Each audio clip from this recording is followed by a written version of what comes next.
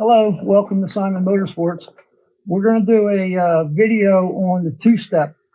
My son and I have talked about it for years. We've had a lot of people ask about the two-step. We've seen a lot of bikes at the racetrack where they would bog or spin the tire, inconsistent. A lot of the bikes will bog, they'll leave on the two-step. So what I'm going to do is I'm going to show you from the, we'll call it from the sportsman to the pros, the correct way of setting a two-step. You cannot just bolt it on and expect it to work properly. You might get lucky once in a while, but to show you how consistent it can be, I'm going to explain to you in detail. And don't be alarmed, say, oh, I don't have an open belt drive, I don't have this. I'm going to explain to you how to do the whole process. So we're going to start with a switch, two-step switch. This is a typical clutch lever. And this here, you see the switch and the adjustment. So as you throw the clutch, it hits that switch. So when I pull the clutch in to hold it wide open, it's on the two-step. You hear the motor go pop, pop, pop, pop, pop, pop. When I let the clutch go, it hits this switch and knocks the two-step off. The engine goes to wide open because you're leaving wide open throttle, and the bike starts to move. Okay? So again, in the clutch, now your two-step's engaged. The motor won't rev anymore. Let's say your two-step is at 3,500. You can hold it wide open. When I let the clutch fly, it'll go, it can start accelerating. So that's your two-step. If people want to know how to get one, and please, whatever you do, don't do a shabby job. I see so many people do shabby jobs. This arch here is real important so you get the full throw and the switch works properly. There's no sense having a switch on it if it's either on or off, you can't adjust it. So you want to take your time and make a real nice, neat deal. So that's the two-step switch. Now I'm going to show you what, back in the 80s and 90s, when we first start working with the two-step, what we would do is pull the clutch in, put it in third gear. At the same time, you would turn the tire and let the clutch out, and you feel the clutch drag. And you say, well, that feels good, about halfway out on the clutch throw. That's good to get you started in what somewhat of a close area. So now I'm going to show you the way we do it. It'll be 100% accurate. You'll be able to repeat it.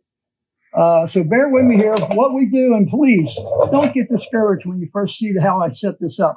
I'm going to show you how to do it, and you'll be able to do your own. So what we've done is we've taken a dial indicator here with a clamp, and I'm going to show you. We set it up here. We set this on.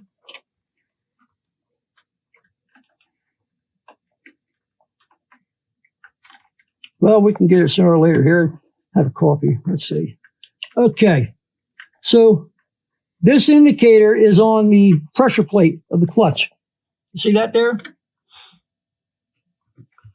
So if you have a chain drive, and I'll get into that here in a little bit, but what we're going to show you now is look at the indicator. I'm going to pull the clutch in. We have roughly 76 thousandths to travel.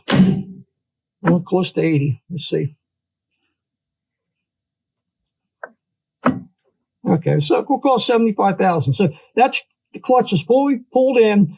I'm sitting there on the two-step, holding it wide open, and I let the clutch fly, and it comes off two-step and goes. So now, how do we know when the two-step is engaged? You can do it with an ohm meter. You can hook it up to the two wires that are on the two-step up here. The problem with doing an ohm meter is what I call slow reacting, and I'll show you why here in a second. You can have the beeper on, but by the time you hear the beeper and look at the indicator, you can be off 10 thousandths. So here's what we do. We made up a light that ties into the two-step, that plugs in, and this is real important. Right here, this plug. We used to disconnect the two-step, and then we plug it into the switch. And I made the big mistake at one time. I forgot to plug it in. So when I went to the starting line, I held it wide open. I was hitting the rev limiter. So from now on, after that, we decided we're going to put a wire in here where all we have to do, my son or I, we go in here, we plug it in, and now we can't make any mistakes. So now this is hooked up to the two-step. And this is all easy. If you want to contact me, or all it is a, this is real important. you have to use an LED light. They're polarity sensitive and they're real sharp. And I'll show you why. So I got a polarity light. I have a positive that goes to the battery. In this case, we go to the positive side of the battery. The other side goes to the ground. And right now, the switch is just making the full contact of the light. So here, when I pull the switch in, watch. See the light come on? We'll let the clutch out. Clutch is on. So now I know right now the switch is activated and I'm on the two-step. So what I do is I set the light like this. Now watch. I'm looking at it. I'm watching it. Boom, 20 thousandths. I see the light reflecting it. I don't have to listen to nothing. I don't have to look at anything. My son and I do this. It's consistent. So this gets into some real sensitive areas. At 20 thousandths, what that means is when you're sitting at the starting line and you're holding it wide open on the two-step and you let the clutch fly. If the two-step comes off at 20, it should leave nice and smooth. If the two-step doesn't come off to say 5 thousandths before the clutch is fully engaged, what happens is when you're on the two-step, the clutch is grabbing, starting to pull the motor down, and the bike is trying to leave on the two-step, and it goes, and then bog, and then comes off, takes off. Now, if you get a run at it, the two-step, we have, we'll just say call it 80 thousandths travel. So if it come off at 60, that means I barely left the clutch handle, excuse me, off the grip, and it's going wide open, and then I'm letting the clutch fly. That's called getting a run at the clutch. So the motor's going to rev and smack the clutch, smacks the rear tire, starts spinning. So if you get a bike with a two-step, and every time you go up to the line, you're holding it wide open, you throw the clutch, and you spin the tire. You say, I don't understand. I left the air pressure down. Your two-step could be coming off too soon. So if it comes off too late, you'll let the clutch go, it'll bog, and then take off. So I've had a lot of guys, excuse me, a lot of guys come to me and say, Andy, I don't know why I bumped the tire pressure up. I've done all this stuff. It still bogs. So the two-step switch is very critical how you set it up. So if it comes off too late, which come over here again. So I pull the clutch in. Now I'm on the two-step and hold it wide open. As I let the clutch go right here. Well, I moved it. All right. Sorry. Okay. There you go. So I hold it wide open. Now as I let the clutch go right there, 25 thousandths. I'm not set up square on this thing here. Okay. So if it came off right here, now the motor's starting to rev and the clutch is still, it's not even trying to move the bike. So now the engine's revving up and then it takes off. But if I was to run it and let the clutch go and say the light stayed on and this is almost at zero, then it's going to pull the engine down and not accelerate.